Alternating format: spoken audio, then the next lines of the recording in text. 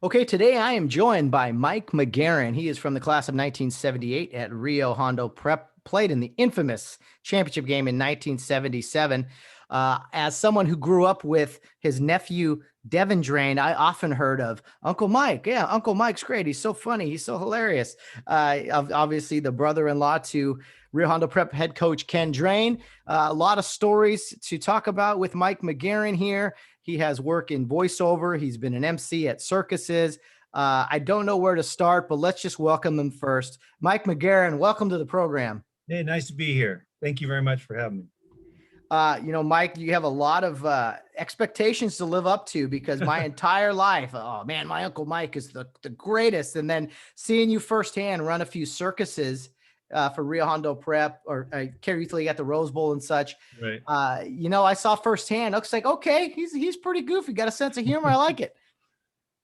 Yeah, I enjoy doing that. It's funny. I'm very introvertish and shy. If I was to go somewhere with a group of people, you'd see me in the corner. I would not initiate conversation. I wouldn't talk to people. But when you're out there doing stand-up, which I've done, and emceeing circuses, you're a character.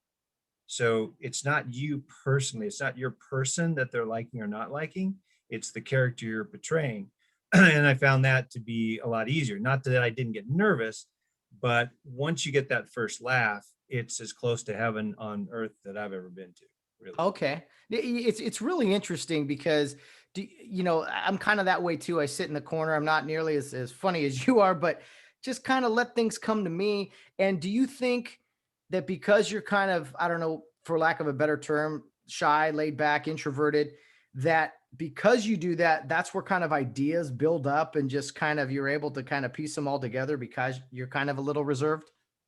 I think part of it is that because you observe people and mannerisms and things. I always, when I started voiceover, I even before that, I always was listening to dialects and accents, and it helped me to develop characters.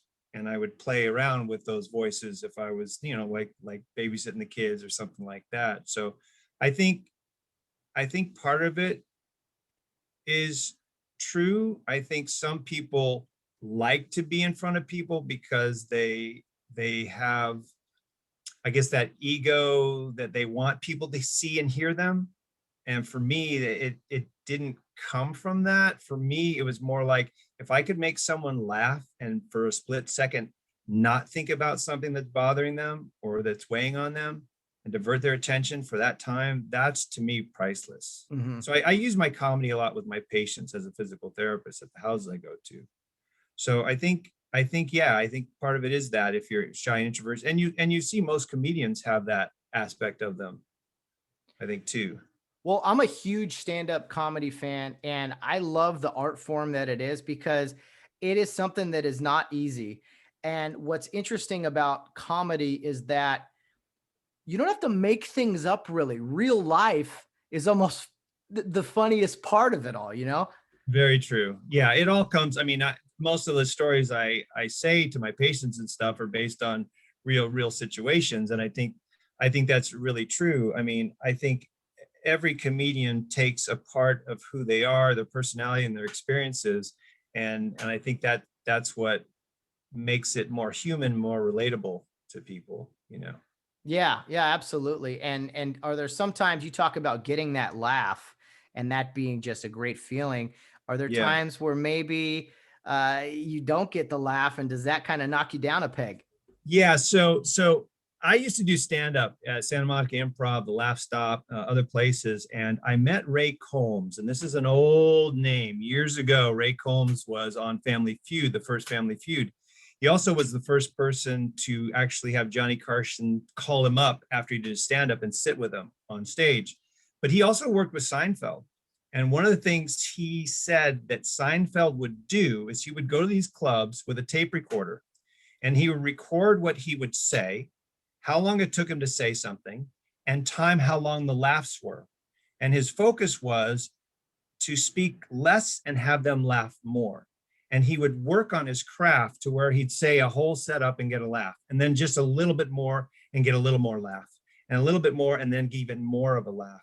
And they really worked it to where it seemed like it was just off the cuff, but it was very, very meticulous and very rehearsed in Seinfeld's case. Even with Robin Williams, the same kind of thing. It sounded like it was off the cuff, but a lot of it was things that he had planned.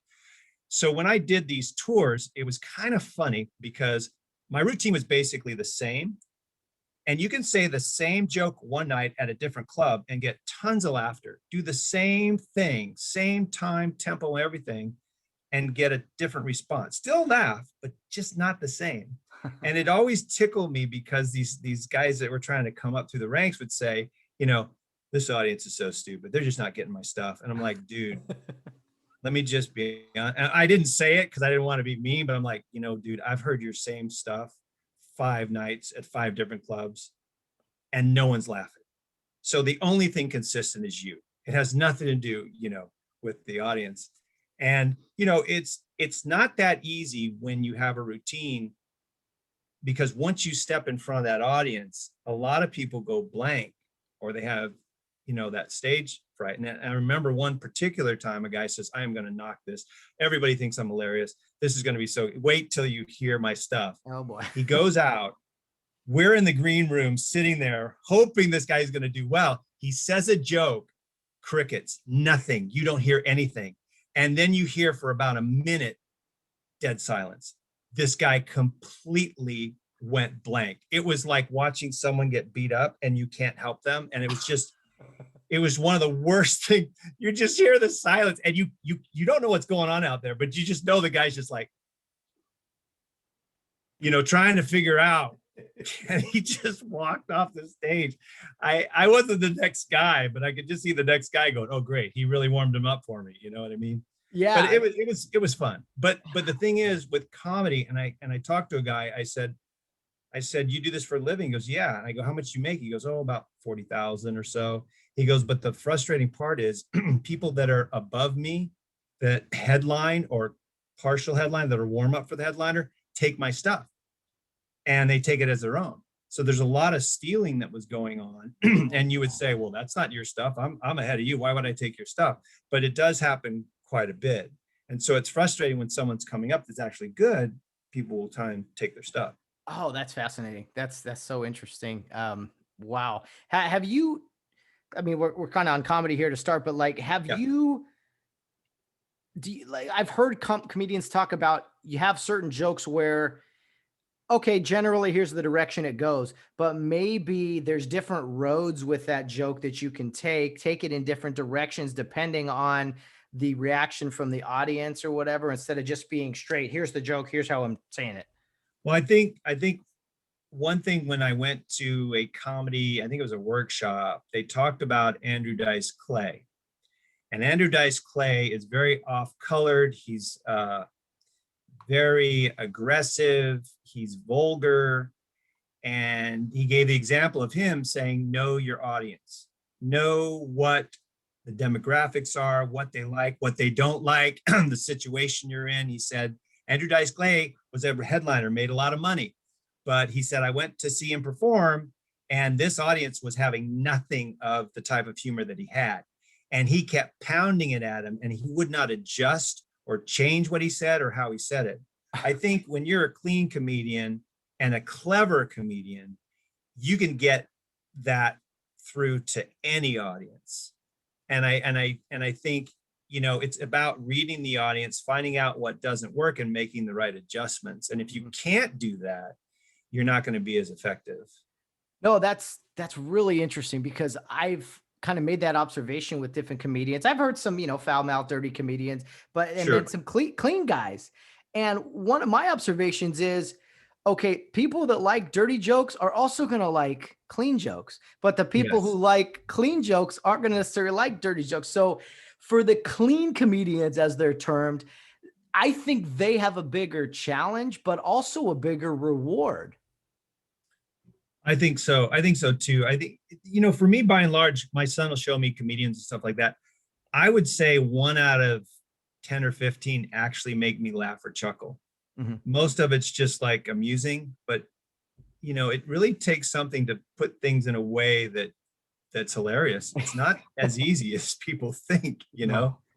And it is something that you have to constantly, I think, work on, you know. Oh But yeah. it's a fun process. I mean, I don't do stand up anymore. I stopped the voiceover because my job's too much. But again, I get to do stand up when I go into a patient's home. I'm doing stand up right there. Yeah. And I'm yeah. cracking jokes and playing around all the time. So And it, humor helps heal. oh, absolutely. And when we could have all used a little more humor this past year, of course. So Yes. we were looking for it wherever we could. I heard a great clean comic recently, Nate Bargatze. He had a Netflix special. He was spectacular, and I was laughing so hard, thinking, man, he did swear the whole time. There was oh, that was so funny. So there is a what am I saying? An audience for it. And Oh, yeah. again, I think those guys, it's even more challenging, and they do a great job. Well, how did that work with comedy? Did you carry around a notepad? Did you go home at night and go on the computer and write? Did things just come to you? How did you formulate an act? Yeah, I mean, sometimes what it would be is I would have a notepad by my bed, and I would wake up in the middle of the night and write stuff down and kind of perfect it, and I try it in front of an audience. And yeah, I mean, there's a lot of things that come to your mind, and yeah, that's mainly how I would do it.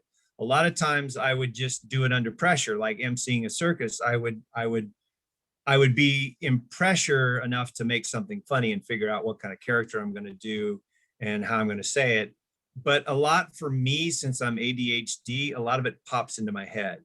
So I did a Xbox 360 game called Lost Odyssey, where I played Jansen Freed, which was a comedic character. And when I went to the audition, I didn't know there was a guy in Japan, because it was basically from Japan that this was done. It was in Italy, Germany, Japan, and here. And when I auditioned, I just started making stuff up. And so I got the job just by ad-libbing. So a lot of times things just pop into my head and I go with it. And so especially in that recording, they would say, you got 10 seconds, make something up. And there was a lot of stuff that I just ad-libbed. And if you listen to the game, or you play the game, it's a role-playing game, you'll hear, you're like, that wasn't scripted, Wow. So that's when I had the most fun. They had me do like Michelangelo, and I just started doing this, Italian guy, this is another problem. I was doing the ceiling like this. And, the nicest thing about a penicillin is when your nose is a running, like a mine always runs. I got allergies all over the place. I'm allergic to everything that moves. But when you're painting a ceiling, you're looking up, and the stuff just doesn't run out of your nose. It just goes right back up into your head. So then that's why I painted the ceiling. I was going to paint something on the wall, but I had these stupid allergies. So I just thought, you know what? I can only do this if I'm painting on the ceiling, because I'm going to spread my snot all over the place. So, stuff like that just pops into your head, and then you just go with it. That is great.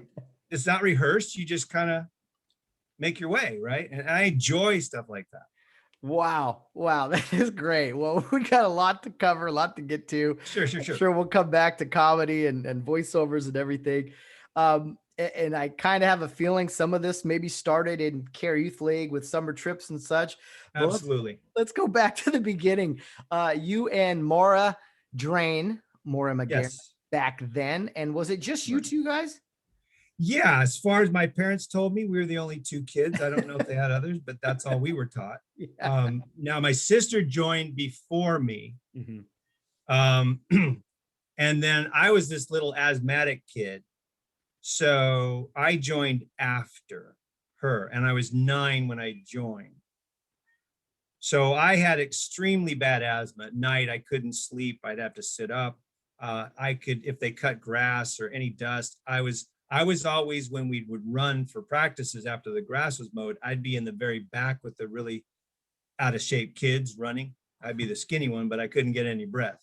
So for me and my mom, she's like, he needs to do athletics because of his asthma. And so I was kind of thrown into it. And the first sport I joined was football, and I was scared of myself. So people had helmets and pads and hitting each other. And true story, I didn't want any part of it, you know? So I remember Mr. Francis getting so mad at me. He said, McGaharn, you got to get in there. And he literally picked me up by the back of my pants, by my shoulder pads, and threw me in a play. So the ball was snapped. The runner was coming. All of a sudden, I'm airborne, and I totally cleaned this kid out because Mr. Francis threw me at the kid. And so that was my first tackle. Love it. First of many, right? Yeah. Oh, yeah. Got the hang of it later, but yeah. A little more rap technique later on, right? That is so funny. That's right. Mr. Francis. I don't know why I could picture this whole scene. And him and Mr. Phillip would get into arguments all the time. In baseball, they would just start arguing. So we just get off the field, sit on the bench, and let them argue because they would just go off on each other. He's safe. He's out. He's safe. He's out. Look it. You know what you're talking about. And it was really hilarious with those guys. Yeah. Almost like brothers, huh? Oh, big time. Yeah. That is funny. So now you and Maura joined the program and, for sports. So did you eventually fall in love with sports, at least, maybe not football because you were scared, but did you enjoy the other sports? Is that what kind of made your KYL experience beneficial to you? Yeah, I would say my favorite sport all during my career was baseball. I was left-handed, so I played first base and I pitched. I remember pitching. In fact, it's in one of the interleaguers. It was 102 and I had like 13 strikeouts. So as a pitcher, that's what I really loved. And I couldn't really hit the ball, but I was fast. I remember one of my first highlights as a kid, and I must have been 9 or 10, I bunted and got a home run. So let me just explain that because it doesn't make sense. I bunted the ball. I ran to first and they threw it over the first baseman's head. So I ran to second and they threw it over his head, ran to third, and then I threw it over his head and then I ran home. So true story. Round tripper, man. Round tripper. Great Yes. stuff. So what was, look at, I know Mrs. Drain, as I'll call her, as this wonderful, very kind, always smiling, mother of 5. And Right. I mean, what was she like as your sister back in the day, you Okay. two growing up? Feel free to edit this as you need to. We were not the best of friends. Okay. Let's put it this way. A couple of times we did, work together. One was we're going to run away. Okay. All right. So we packed our suitcases and we ran away. We made it all the way to the back steps and sat there with the suitcase, figuring out our next move. And then we thought this probably wasn't thought out well. Probably should go back home because it's dinner and we're hungry. So that was one. But my favorite story with Maura is she's like, hey, Michael. I go, what? There was a Mayflower market and she goes, we're going to steal candy. I'm like, okay, here's what we're going to do. I'm going to be the lookout and you take the candy. Okay. So she's looking down the aisles. She gives me the heads up. I take a fistful of candy. It's in my pockets. We get in the car. I don't know why they wrap candy with the loudest wrappers in the world, but I was trying to undo them quietly. And it's just like, and my mom's like, what's that back there? Nothing. Sounds like candy. No, it's not. Where'd you get it? Nowhere. And then she looks back. She goes, did you steal candy? Maybe. All right, that's it. We're going right back. So she marches me in. My sister's not saying a word. She marches me in. She says, where's the manager? And I'm like, and she's like, the manager's like in the checkout counter. Of course, when you go, everybody's looking at you. It's not like you're the only one in the store. So there's like 20 people. And she goes, you have something you want to tell the guy? Sorry, sir, I stole some candy. He's like, well, you going to do it again? No. He goes, okay. And then I got out of there. So that's one story. The other story is we were playing in my mom's car. And trying to remember who was in the driver's seat. I think I was, and my sister put the lever into neutral, which would have been fine if we weren't on a hill. So our driveway's on a little bit of a hill and it starts rolling towards the garage. So I look at my sister, and she's out of the car already. So I'm by myself. So quick thinking, I get out of the car, I grab the bumper, and I'm going to stop this car. So I'm skiing now behind the bumper, sliding. Thank goodness the garage door was open. And I'm thinking, at least, okay, we'll just glide in the garage. And so we glide in the garage. Unfortunately, it didn't quite stop. And the back wall of the garage, the car hit it and went like that. So I got into trouble. And of course, my sister was off scot-free. Well, that sounds to be the theme there. I will say with the stealing candy story, you got a good mom. That's a good mom move there. That's spectacular. I can't take a paperclip now without feeling guilty. Yeah, absolutely. Yeah.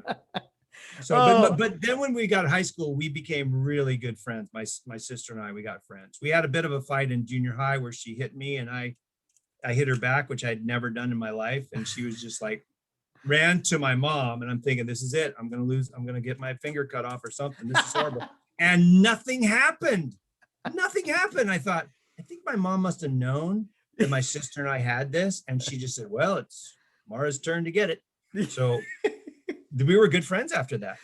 Oh, that's. Oh, and I forgot one other thing. She fed me a snail when I was a toddler. Oh. Yeah. And I was crunching on it and my mom took it out of my mouth. So other true story. Oh, wow.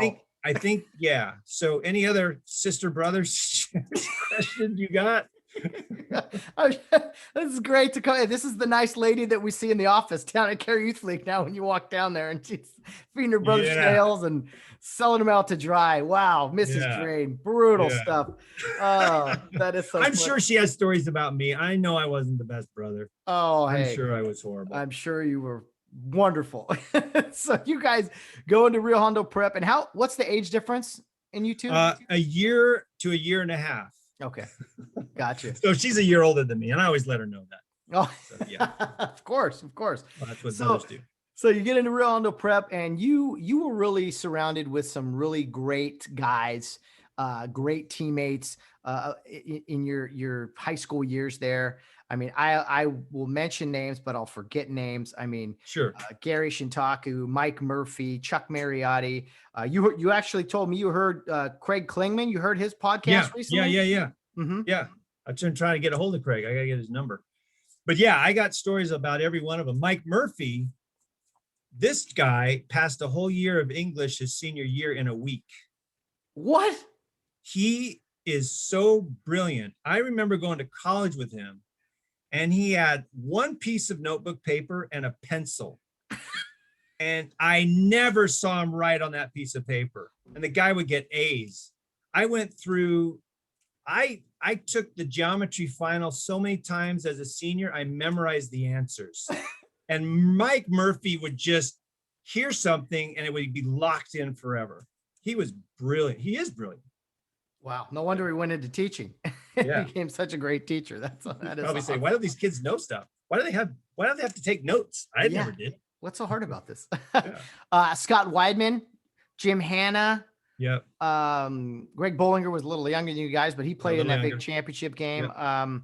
I know I forget names here, but Craig Klingman we talked about. Ken Fuller, Chuck Mariotti. Ken Fuller. Yeah. I mean, I really Doug Walsh. Dr. Walsh. I mean, what a football player he was, right? Yeah, he scared me.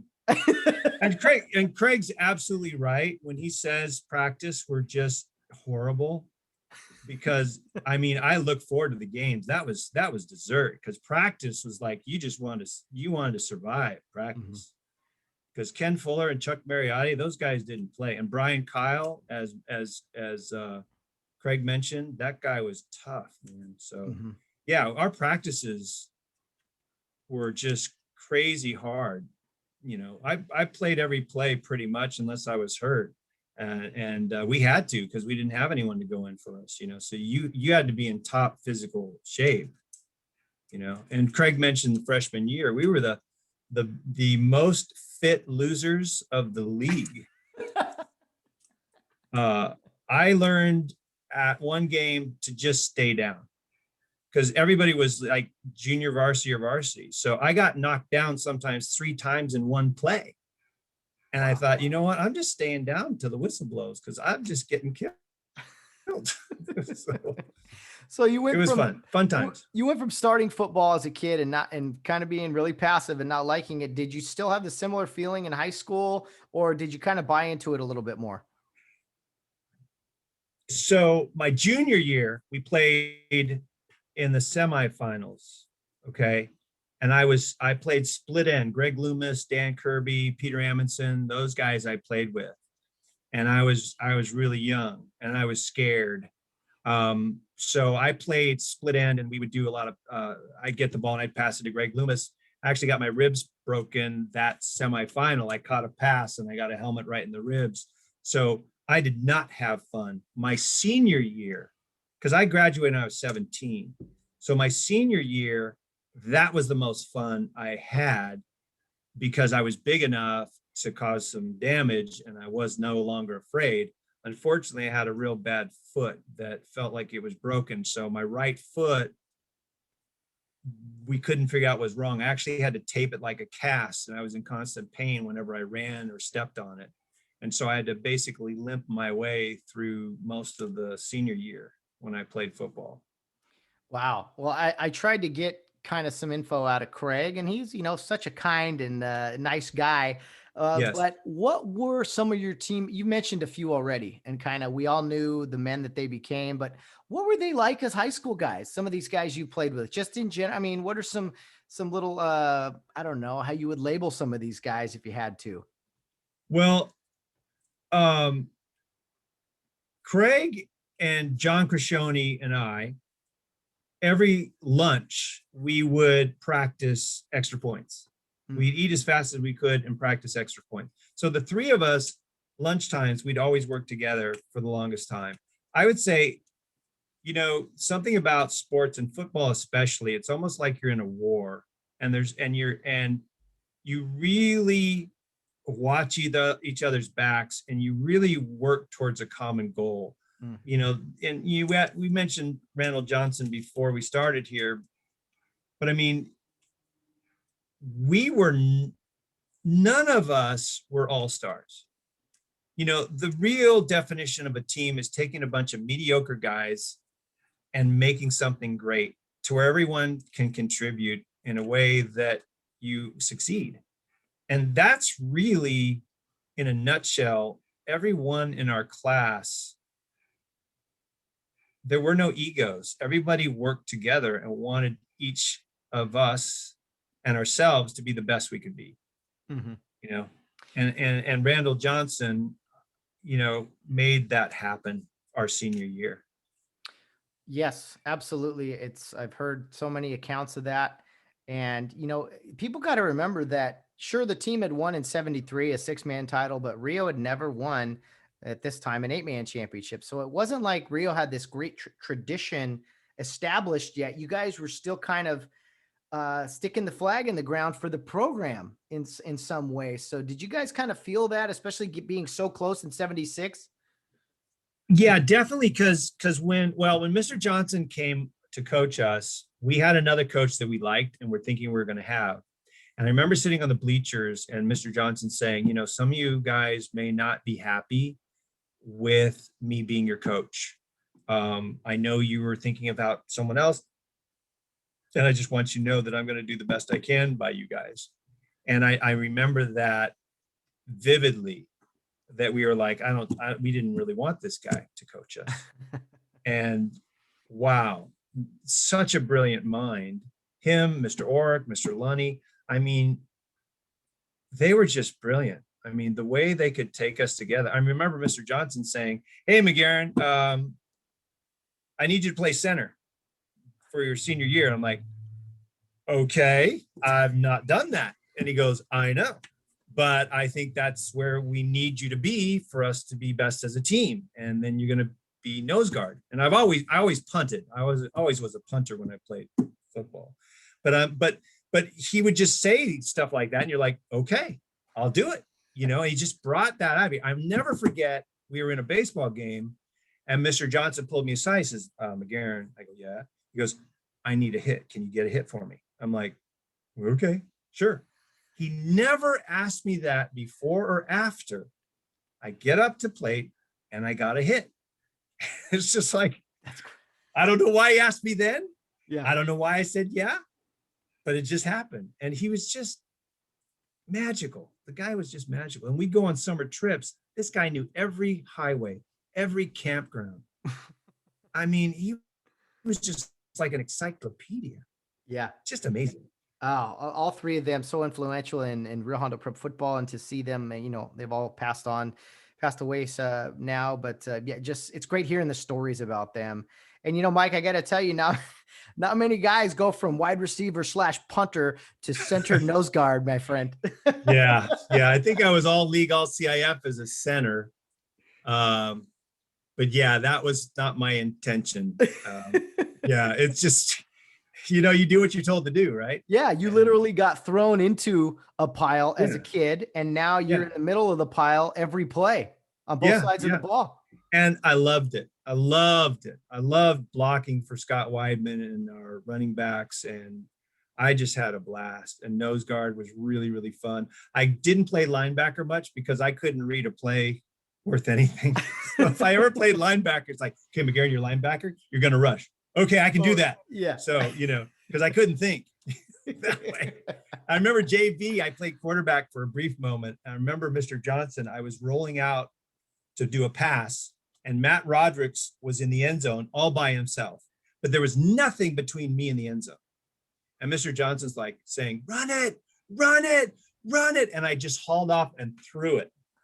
And he's like, what are you doing? And then Matt caught it in the end zone. He goes, great job, but I just couldn't think, I had to be, you got to tell me what to do and I'll do it, but yeah. Hey, there's something to be said for that. Definitely. Yeah. So we can't talk about the 77th season without talking about the championship game and the infamous play, being the center. You started this whole thing. Rio's down by 7 late in the 4th, and they run a play where you snap the ball through the quarterback's legs to the running back. He runs for a touchdown. You tie the game with a Klingman extra point. But let's go back kind of before all that, kind of the buildup to that.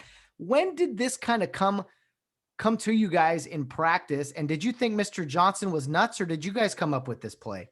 So we called it a sneak 84. I'm not sure why, but that's what we called it.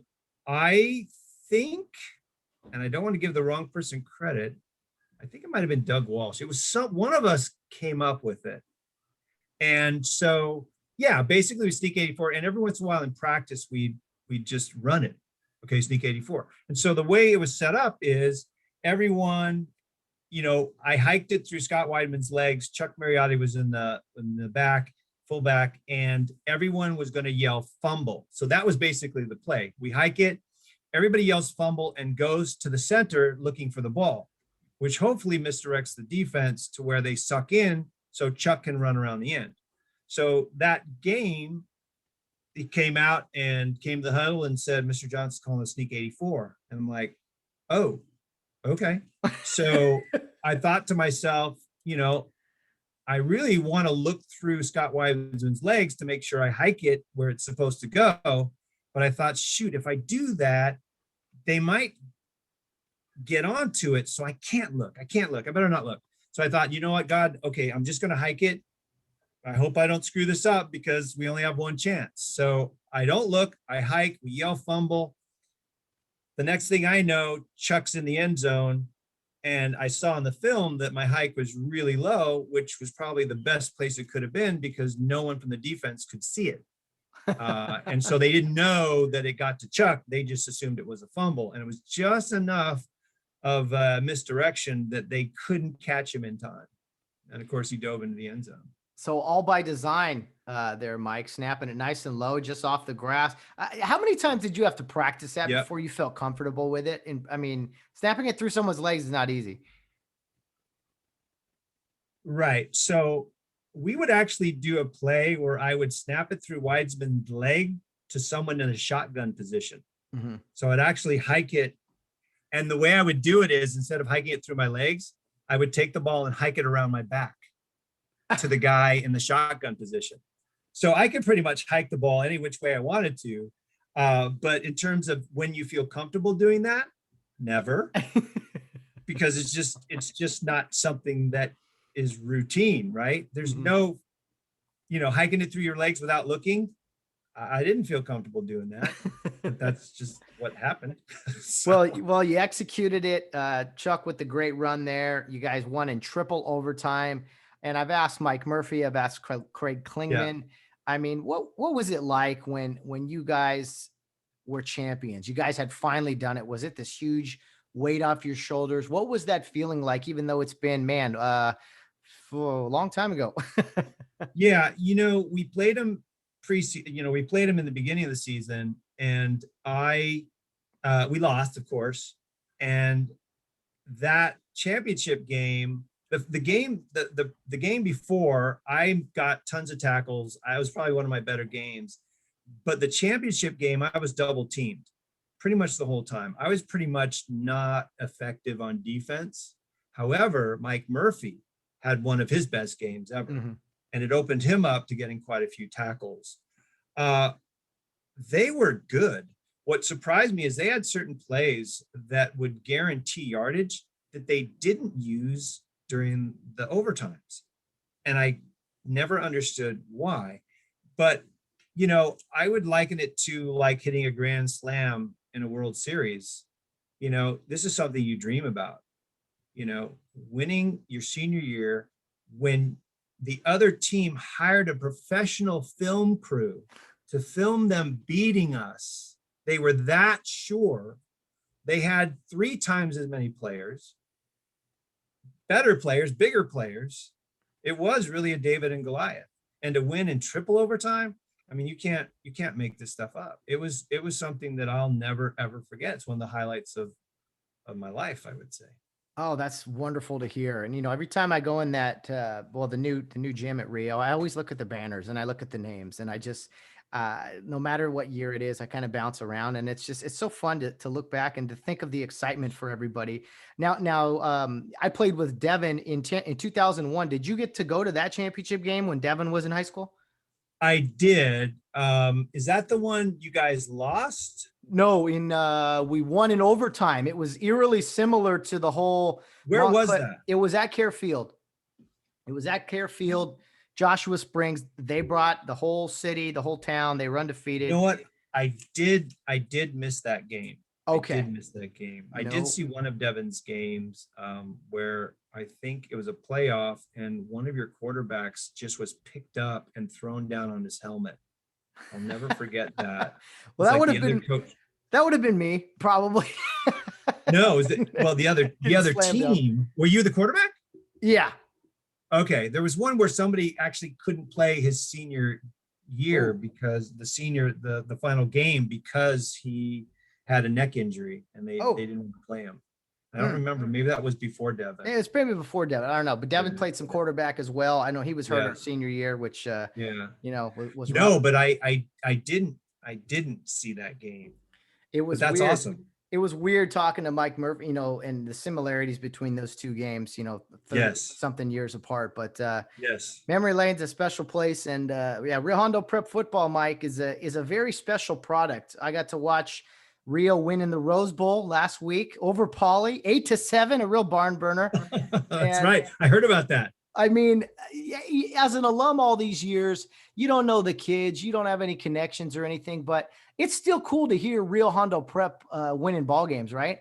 Oh, absolutely. I mean, it's funny that they haven't figured out to make a movie about it, because it is really amazing how they've been so successful over the years with guys that aren't recruited, some guys, never played football or never played their position, and somehow they all work together.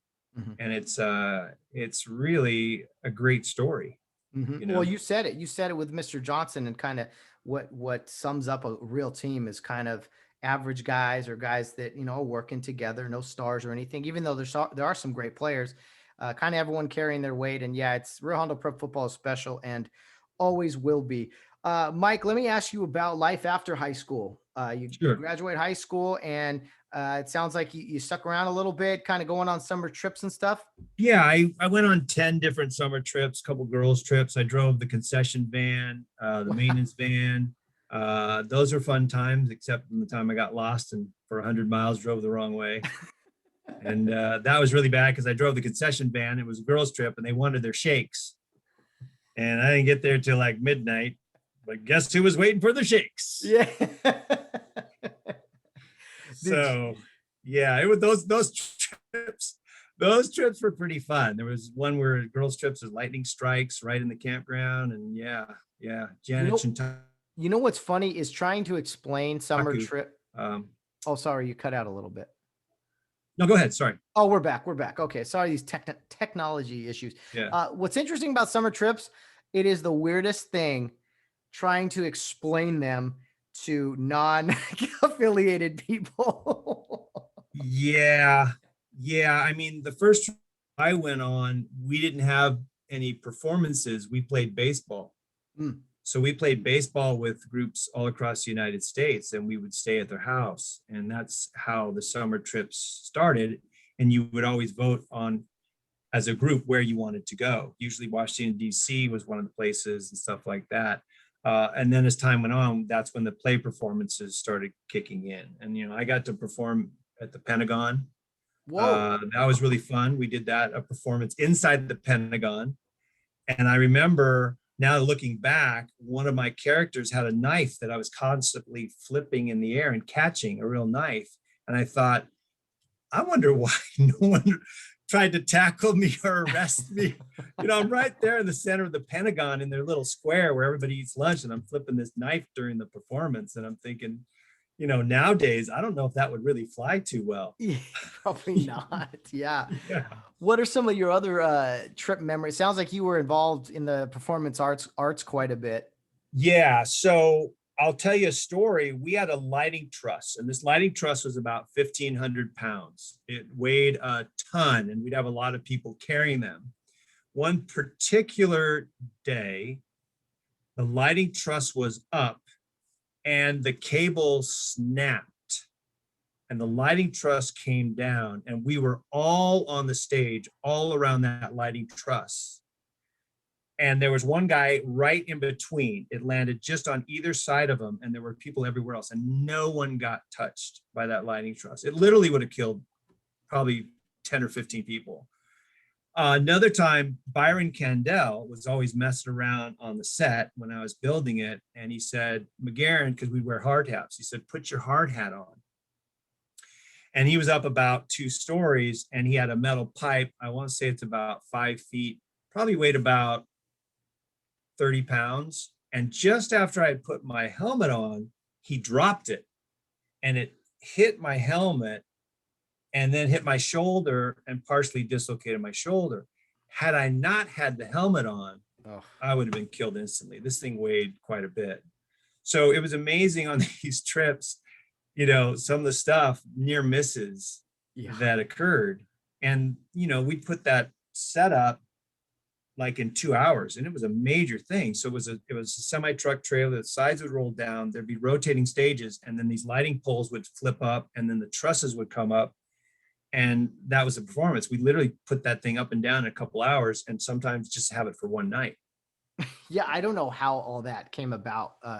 It all came together all the time. And the trips I went on later, it was a lot more, not quite as extravagant as some of the other sets you guys had done, but still rolling into a campground, get out of the bus like a little army, set up tents, set up the set, eat, get your costumes on, and just, first of all these poor families would be terrified that there was a giant bus there, and then to realize, oh wait, these guys aren't so bad. They got a nice show they're putting on. And it was amazing that Kare had been able to do that year after year for so long. Yeah, and it's free. That's the other thing. People are like, what do we pay? Oh no, it doesn't cost anything. What's wrong with you? What? How is that possible? So yeah, it was really fun. And that's when I did the Abbott and Costello suits on first. And we had a guy named Tom Fowler who would get out of a straitjacket, and I would put on a jacket backwards and have people tie it behind me, and I would try and race him as a joke while he was getting out of the regular straitjacket, and the people would put him in. And I remember one particular time there was a guy in the audience, and I told him, I said, he goes, can I check the straitjacket? I go, do whatever you want. So the guy stepped on the arm of the straitjacket, pulled the other arm, and ripped the straitjacket almost in half. And I'm like, oh no. And Mr. Hampton got mad at me because he said, McGaharn, he goes, that guy was drunk. Did you know that guy was drunk? I'm like, I'm 15. I don't even know what alcohol smells like. How would I even know? And so he gets the jacket on. It's already ripped to shreds, and he gets out of it. And they're like, yay, he got out of it, you know, because it was almost completely in half. And of course, they sewed it together. But I mean, I could just tell you so many different stories on the plays and the sets and stuff. But oh yeah, absolutely. Well, you told me Mr. Hampton, was it him who told you, hey, you need to you're gonna be Ronald Reagan or a voice actor or something? Yeah, he was the one that told me that. The other thing he told me was I was playing in high school. We played Russian softball. You ever play Russian softball? No. What is Don't, that? because it broke my collarbone. So Russian softball is you can hit the ball fair. You run to third base instead of first base. So yeah, I don't know why they call it Russian softball. I'm just telling you the story. So anyway, we're playing it. They hit a ball. I'm running as fast as I can to catch it. Brian Kyle is running towards me. His face hits my collarbone. Oof. And he breaks my collarbone with his face. I did catch the ball though. Yeah. So I'm trying to work out my arm. Why does it hurt so much? And I go to the doctor. He says, you broke your collarbone. You can't play. So I'm sitting on the bench during a baseball game. Mr. Hampton comes up and says, what's wrong with you? Oh, I broke my collarbone. He goes, well, aren't you the mama's boy? I can't believe you're not playing. Why aren't you playing? You shouldn't let a broken collarbone stop you. I'm like, okay. So I go home and I say, Mom, I got to play. And she goes, what? I go, I got to play. Mr. Hampton says I got to play. I'm a mama's boy. I can't be a mama's boy. So I go to the doctor and he goes, dude, he goes, you can play, but if you get hit, it's going to break right through the skin. And I'm like, well, I got to play. So he says, okay. So he made a pad. I taped it to my shoulder. I looked like the Hunchback of Notre Dame. So I'm there playing in a game and I'm playing first base. Try moving your arm to catch balls as a first baseman with a broken collarbone. Oh, it's not fun. So I kept playing with the broken collarbone and I was batting like with my one hand because Mr. Hampton called me a mama's boy. True story. I don't think you could do that today. A little different time. Probably there'd be some legal stuff. I don't know. But yeah, I mean, that's the way, if you could play, you played.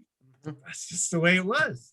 No, absolutely. And so was it kind of during these plays and everything where you learned to kind of put together different voices and things and kind of gain an interest to maybe go into some of those auditions and things you did later in life? Yeah, I mean, I thought about doing acting when I got out of school because I knew that I could make people laugh. I could do different characters and stuff. And I was dissuaded from it. They said, you know, a lot of people don't make it as an actor and you can get into some unseemly things when you're young and impressionable. So I decided to pursue physical therapy. And by having that job, it enabled me to do on camera and voiceover work. So but yet from a very early age, I was doing different accents. You know, I'd hear people talking and then I'd try and talk like them. And then, you know, I'd say an Irish person, I'd sort of like taking like an Irish person or a Scotsman. I'd talk like a Scottish person. And so I just kept playing with different accents and stuff. And I really enjoyed it. And so voiceover was good because you're not restricted by how you look. Yeah. You know, that's a good point. Yeah, I definitely am more, I enjoy radio more than visual video stuff personally, but because it's creative and it's almost like your voice paints a picture as well, right? You are painting a canvas. You mentioned the Irish there. You know, you guys having the McGaharn last name. I've heard that St. Patrick's Day can be quite a scene at the Drain household. Was it that way when you guys were growing up? Or you and Maura just super proud of your Irish roots? Yeah, my dad would always fly the Irish flag on St. Patty's Day. So, and my mom would make corned beef and cabbage, which I hated, and Irish soda bread, which I now like all of them, and, you know, the potatoes and everything. But yeah, my father would always sing, you know, who threw the overalls and Mrs. Murphy's chowder? Nobody knows, but they shouted all the louder. And he'd sing these Irish songs all the time. So my dad was also he would do voices and stuff. And I get, maybe that's part of what made me get into that, because he would tell stories and become these characters too. Yeah. Yeah, I will never forget Ken Drain speaking in church, and he wore a green sport coat. And he goes, you know, I never thought much of St. Patrick's Day until I married into the McGaharn family. And Yeah. just hearing Yeah. green pancakes, all that stuff. So Very true. very funny stuff. Well, what are some of you kind of have your own little characters you've done, but what are some characters maybe that people know of that you kind of imitate or can impersonate? Yeah, I mean, I've done Bullwinkle. I did Jim Carrey's voice. Bullwinkle's pretty easy, to do. Hey, Rocky, watch me pull a rabbit out of my head, nothing up my sleeve. Presto, it's pretty easy to do.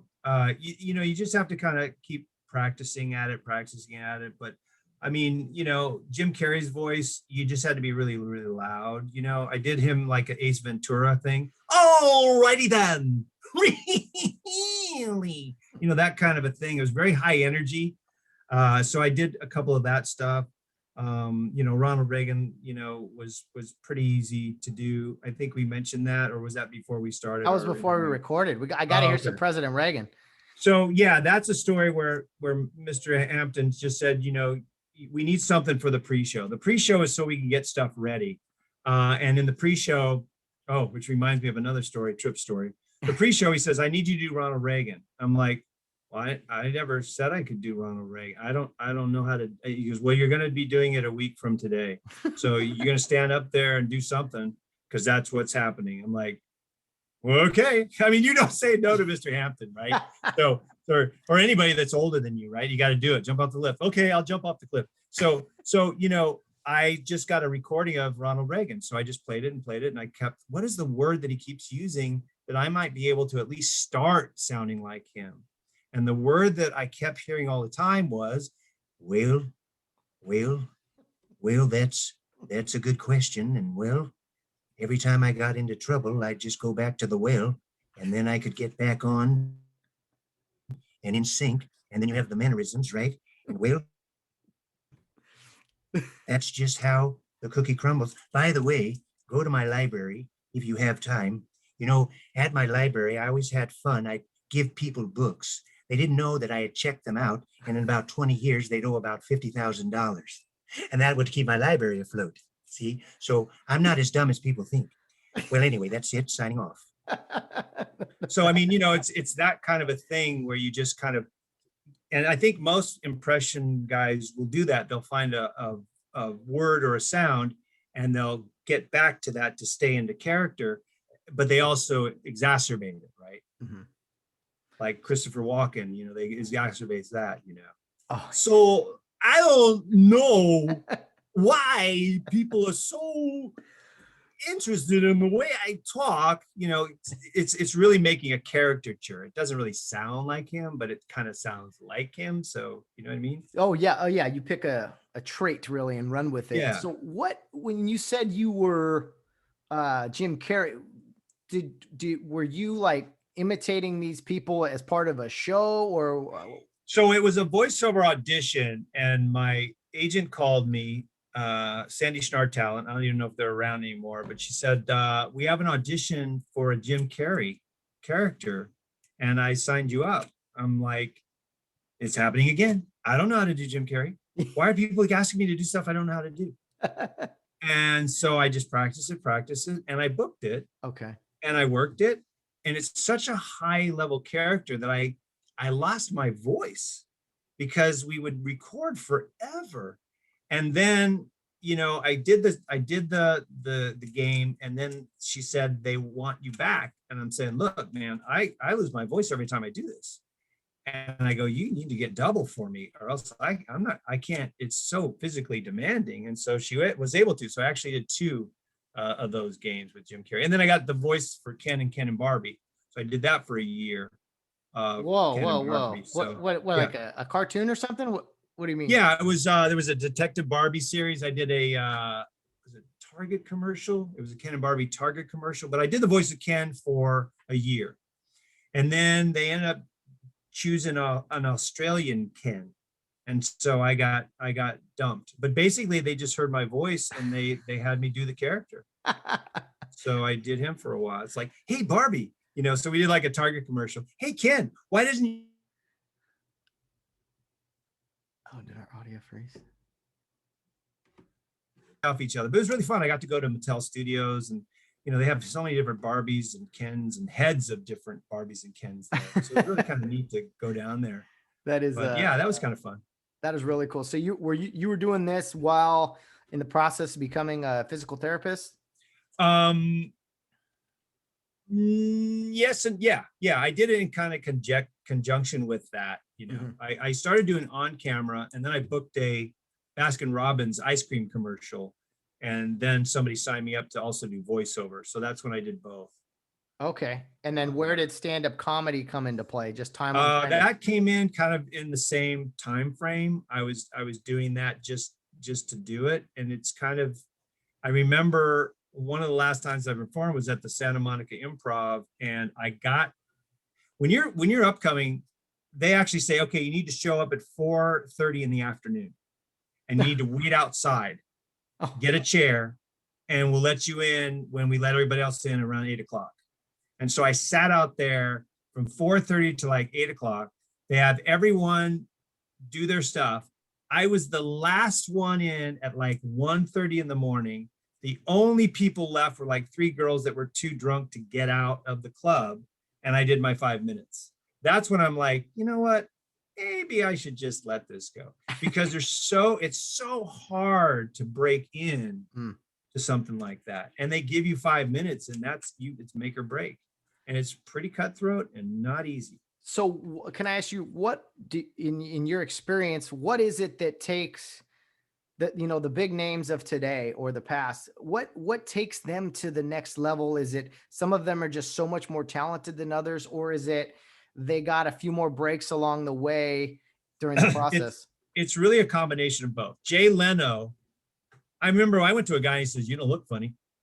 I mean, the guy says, I don't think you don't look funny. I don't think you're funny. And this happened to Jay Leno. Jay Leno went to a guy and he says, "Look, dude, you know, you do not want to do acting. You got this big jaw. You just look weird. You're not funny. You're never going to make it." And what he did was he went to coffee shop after coffee shop after coffee shop and did stand up. He was traveling 300 and some days a year, going from place to place to place to place, working on his craft. It's a combination of just being so driven to just never stop, but you got to back it up with talent. I'll never forget, I went to a casting place and there was this actor, I won't mention his name, and he's like, "What do I have to do to get a major role?" And the answer of the casting person was, "Everybody knows you. Everybody knows what you can do." Basically saying, you're a one-trick pony, you are who you are, you bring nothing special, and that's just it. So it's a combination. You got to be driven, but you also have to have that innate talent that makes you special. It is interesting in kind of the entertainment world that some people crave this spotlight and being the leading role or being a headliner, whereas it seems like there's a career there for people that are just kind of that second tier, or the co-headliners, or the people that just kind of are content with where they're at, and again, knowing what you have to offer. Right. And when I did voiceover, if you got one job out of 25, that was considered above average. And on camera, it's even less. And when I extrapolated all the work I did, I was making about $10 an hour. If you talk about driving, auditions, and everything. And so it's really hard. What's interesting is people that are in this profession are very insecure. So here you are as an actor or actress, most are insecure, and they choose a profession where they're rejected more than they're accepted. And that's really interesting to me. That is, yeah. Oh, what a business. What a job and a life. It really is. Yeah. It's 10% of those in the union actually make a living at it. And this is when I figured out the statistics like 20 years ago. It's even less now, because back in the day, big actors wouldn't do voiceover or animation. It was beneath them. Now they're doing it, which means all the other people that used to do that now don't have that chance. Yeah. Oh man, I could talk about that stuff forever. I know. Really cool stuff. Well, man, I'm sure you had some great times, some great stories indeed. I'm trying to think if it was after all that or before all that, whenever it was, the first time I saw you in person, Mike, was as the MC, the Master of Ceremonies for the Kare Youth League Circus. I mean, how long did you do that? Did you enjoy doing that? What was that experience like for you? I did it about, I want to say about 8 years, pretty much. I had a couple years off. The way I got it was there was an MC that they had that was drunk. And it was a kid's circus, and they're like, that's probably not what we want to go with, and so we need to get rid of this guy and find someone else. And they were discussing it, and I was in RHLA. I just finished high school, and they said, oh, Michael's kind of funny. Oh, how many want Michael to MC the circus? I'm like, what? And all of a sudden I'm with the microphone MCing a circus. Oh boy. So we did some crazy stuff. Can you see okay? It's getting dark. Is that yeah, all right? It's a little dark. It's fine. All right. So one of the first things we did, and I don't know if you know Greg Loomis was, but one of the things as an MC, I'm like, you know what we should do? Why don't we make a big metal ring, wrap cotton around it, and we'll get printer fluid from the print shop. And Greg, you spray it on this thing, light it on fire, and I'll jump through it. How hard can that be? So, I mean, I got to do something. Yeah. I mean, I can't just, I got to MC, right? So Greg Loomis lights it. He was too close. His eyebrows were singed off. I didn't know it. He almost couldn't see. His eyelashes were also singed off.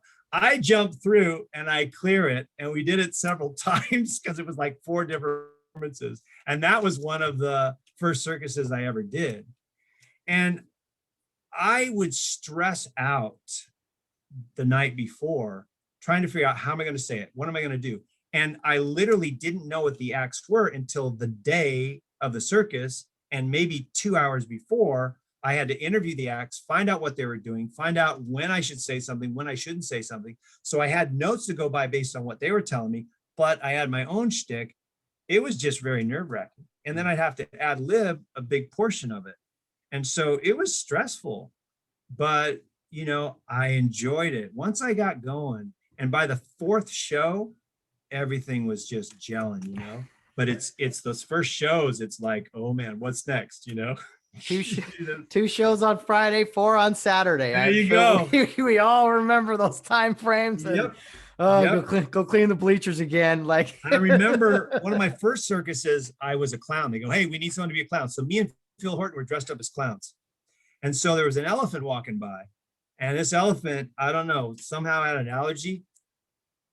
You have not lived until you've been sneezed on by an elephant. This elephant sneezed on, first, I don't want to be a clown. And then an elephant sneezes on me and Phil Horton. I mean, literally, you ever have a mist of it, like a shower or a mister? Oh, that's exactly what it was. And I had to sit there with that on me for the rest of the day, being a clown, which I didn't want to be in the first place. And some of the original circuses, they had animals. So the guy said, okay, what I want you to do, and he's off mic. He goes, I want you to lay down. I'm going to have this tiger lay on your chest, but don't move. Don't show fear. Cause then he'll eat you, he'll like bite you. And so, but just relax. Okay, sure. And then we did one with, I don't know, Clint Eastwood, Anyway But Loose. There was an orangutan in one of his movies, and he was in the circus, the orangutan. And so I did a routine with the orangutan, and the guy says, just so you know, this orangutan's like 3 to 5 times stronger than a man. He can rip your arms off. So don't do anything to get him upset. I'm like, how would I even know what I'm doing to get an orangutan upset, But that was another circus moment. Yeah. One of my first circus memories was, and I hadn't really met the Drain family yet, but it was at PCC, and it was like a bull or someone got loose. And I think your niece, Tawny, got bumped by a bull or I can't remember that could very well be. Yeah. It's been a long time, I know, but yeah, Devin told me that story. I was like, what? A Yeah. bowl got loose or something or other. Anyway, fun memories. What, any other acts that stuck out from circuses that you were part of? Um, no, I mean, all of them were really unique and different. I remember there being a guy with a whip, and he had me to have a piece of paper and hold it between my lips, and he had the whip like 20 feet away and was going to knock it out of my mouth. And fortunately, I didn't lose a lip, but that's a little tense, you know. Yeah. And there was guys, there was a sword guy who was throwing swords, and so it was, you know, he was doing stuff right close to me, and I had to stand there and not move. I don't think I had insurance then either. All these It's acts. really, I never thought that through. A lot of this stuff that we of did. course. Yeah, No, that's very Kare Youth League. I'll just get it Yes, done. it Just is. get it done. Don't worry about Yeah, it. exactly. Everyone survived. We're good. Yeah, you got a lot of survival stories. Wow. Yeah. Well, Mike, at what point you told me that during your career in physical therapy and you've done all these great things, and then kind of, I think later in life for most guys who go into this field, you decide to get involved in law enforcement, and what, Yeah. how did that all come about? So I was doing karate with my son. I thought it'd be a good thing for him. So when he was 5, we joined a Kempo studio. Tommy Chavis was a guy. In fact, he was the one that actually learned by Ed Parker, who taught Elvis Presley and gave Elvis Presley his black belt. So Elvis Presley, if you look at his guitar, you'll see a Kempo crest. But Tommy Chavis, who was my instructor, was taught by Ed Parker. So Dylan and I took karate, and we made it to 3rd brown. And then I met a guy named Dr. Yamani, who is a 3rd degree, who's a black belt in judo, but also a black belt in Kempo karate. And we got to talk, and he goes, I'm a reserve officer. And I'm like, well, how old are you? He goes, I'm like 6 months younger than you, Michael. And I'm like, well, I'm 50, like 50 and a half. And I go, aren't you too old? And he goes, no, you just got to be able to run 6 miles, and you have to be able to like fight people and drag a body like 100 feet and all this kind of stuff. And I'm like, oh, he goes, you're in good shape. And I'm like, well, gee, how hard could it be? I bet that's pretty simple. So I applied for Pasadena, went through background checks, went through a lie detector. They asked all my family members about me and all that stuff. And me and 2 other guys, Colt, a guy named Rocky, and myself were accepted for the Pasadena Police Department. And they did training at the Biscaloo Center in the Sheriff's Academy in East LA. And so it's a 42-week program. There's 3 levels of reserve officer. And I went through all 3 levels. And it was usually Mondays and Wednesdays and Sundays Mondays and Wednesdays from around 4:30 in the afternoon to 1 in the morning. Sundays, it was pretty much like 7 in the morning to like 4 in the afternoon, and then most Saturdays at the range. So this is for 42 weeks. And so this is where we would run 6 miles, we would fight deputies, we would jump over chain link fences. I got to go to the gas house where they give you CS gas. You have to go to the gas house, take the mask off, put it back on. And then after that, we were pepper sprayed the same day, which was really a joy. Wow. And then when I got to the police department, I got tased by a taser. That's volunteer with Pasadena, and that's a story in itself. So I didn't want to do it, but I had to know. So I had a friend, Colt, and he says, Mike, he goes, listen, if you don't want to do it, I'll back you up, because that's what friends do. And I'm like, Colt, I got to do it. He goes, no, you don't. You don't have to do it. You don't have to get shot to know it hurts. And I'm like, no, I got to do it. He goes, great. So he gets tased, and he gets tased before me. So they do the taser, which is these prongs, and then they do what's called a dry stun, where they dislocate it and they use the dry stun. And he got twice. And then I got it after him. So it was quite an interesting experience. But yeah, I met some great people in Pasadena Police Department. Fine department, really great officers. So forgive me for not knowing or comprehending. So you said is as a reserve, right? Yes. Yes. So why is it that police departments need reserves? Is it just in case things get bad, or there's guys on vacation or whatever, or what's the deal there? So reserves are just people that basically for free. So I was to patrol 2 days a week, which are usually 2 days a month, which are usually like full shifts, like or 12-hour shifts. And you do that for free. And then you do all your training, your range, basically everything you're doing for free. The only thing you get paid for, which I chose to do, was to work the Rose Bowl and the Rose Parade. So New Year's, you were expected to work. Rose Bowl, you're expected to work. And they had the Baker to Vegas run that a lot of cops would do. And we would help, with some staffing if they needed it. So that's basically what reserve officers are things that are, basically they don't get paid to kind of help, dispel the work on the officers. So you basically, do whatever you can to help out. And Gotcha. You're basically an officer, your liabilities are the same, your responsibilities are the same. In appearance, you don't look different, but obviously you don't have as much time in as the regular officer, right? So It's like being an RHLA all over again, man. That's what it sounds like. well, it's funny. Yeah, because one of the guys said, in the academy, they're going to really yell at you and try and tear you down and make you quit. And he goes, you might not like that because you're older and you might not want people to tell you what to do. And I'm saying, hey, man, I'm married. So bring it, because I'm already having that happen to me now. So, they'd be yelling at you, hurry up, McGaharn, you're going too slow, blah, blah, blah. And I'd be like, whatever, in my mind. Of course, I wasn't doing that when they were talking to me.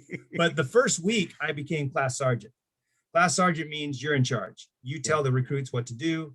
The deputies make you do everything. And I did not know what I was doing. And I volunteered, and I do not remember doing that. But apparently I did. So for the first day, I was yelled at until the DI lost his voice. And I didn't know at the time, because I was older, I trained really hard, and I didn't know I had double pneumonia. So one of the things we had to do is you had to run 1.5 miles, a 500-yard dash. You had to do push-ups, sit-ups, and pull-ups. And I had double pneumonia. And on the 1.5 miles, I was literally, people were walking faster than me. And I didn't know what was going wrong. And I just about dropped. And the next couple of days, I was coughing up blood. Wow. And they came up to me and said, do you want to stop? And I'm like, no, I'm class sergeant. I can't stop, because if I did, I'd never hear the end of it. I just didn't know how bad I was. But literally, there was, I had to bust through that, and I couldn't run for like a month. I had to back off, but I didn't quit the academy. I stuck it out. There was actually a couple other guys that had broken bones and worked through it. So it was a high stress academy. Yeah. Really high stress. Man, what a life you've lived there, Mike. You got physical therapy, you got stand-up comedy, voiceovers. To top it all off, you said, oh, I got some spare time. Let me be a reserve police officer too. So, wow. Did I miss anything there? I mean, well, no, I did that for 6 years. The other thing I had a chance was to hike Whitney. So I did that when I was 50. That was really fun with a couple guys. And it was something I had a chance to do when I was 20, and I missed the opportunity. I didn't take advantage of it, and it came by again, and I decided to do that. Got a pilot's license, which I did, which was really fun. Had a Piper Cherokee out of El Monte that I flew for a while.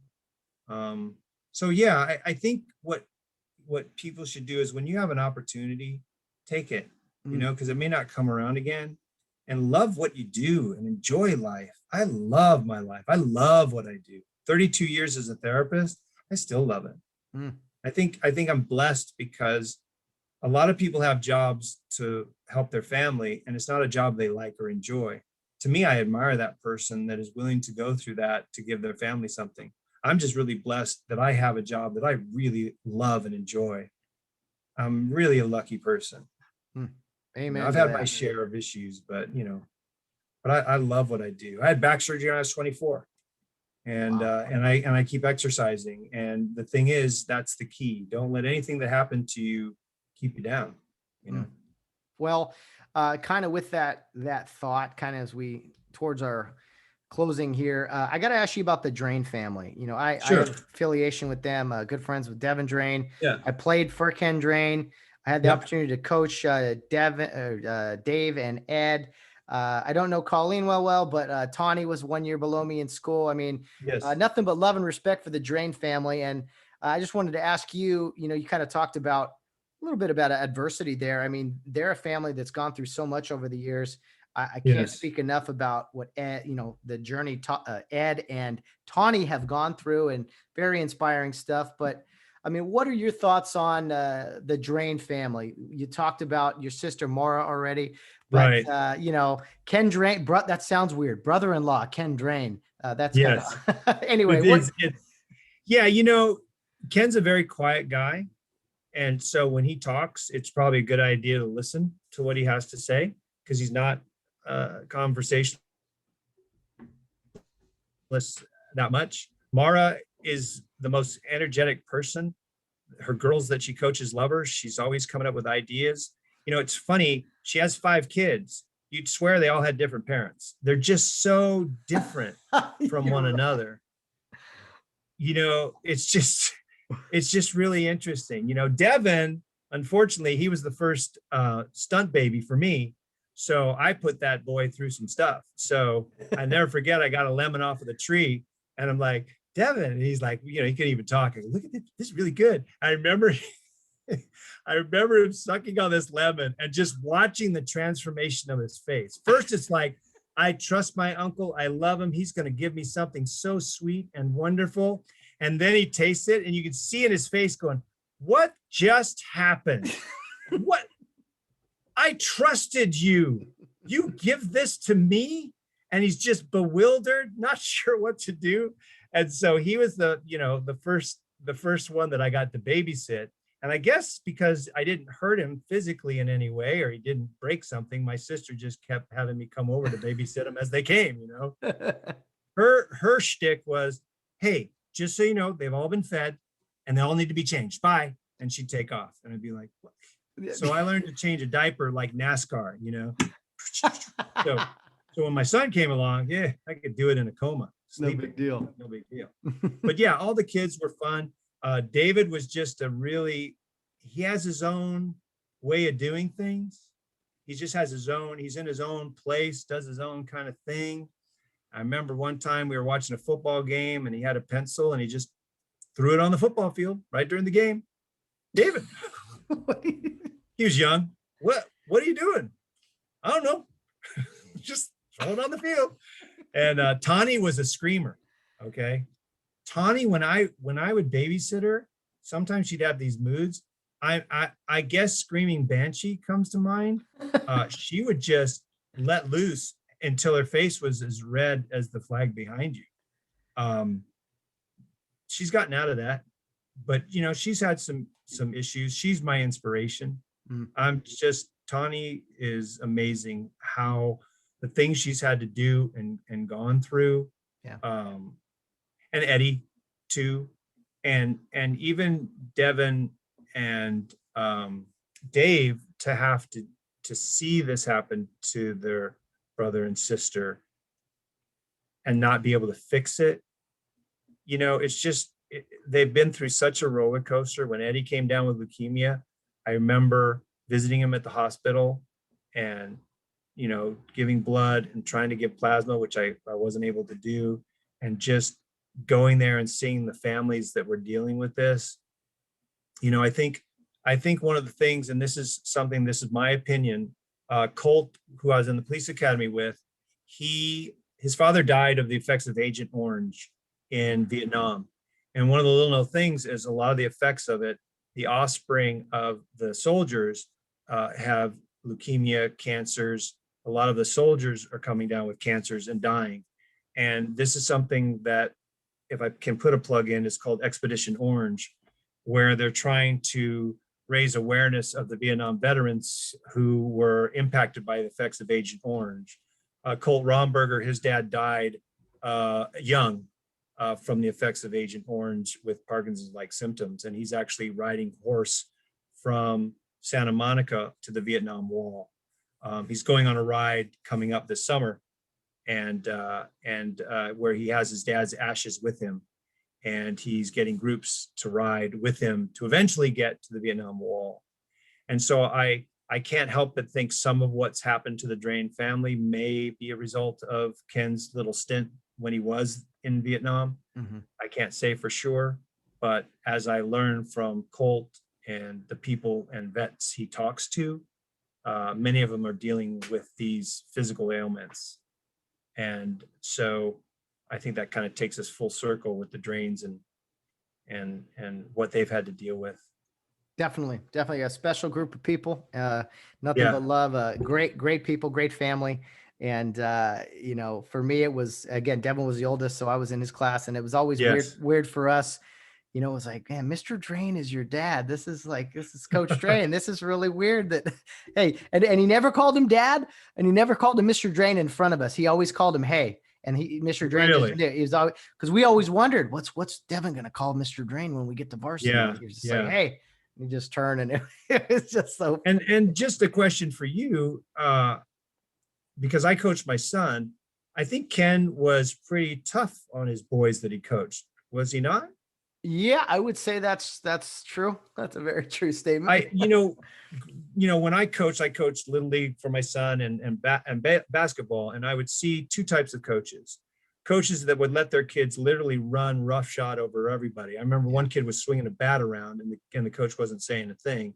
And then you have people that tend to be too hard on their kids because they don't want to be that coach that lets their kid get away with everything. Yeah.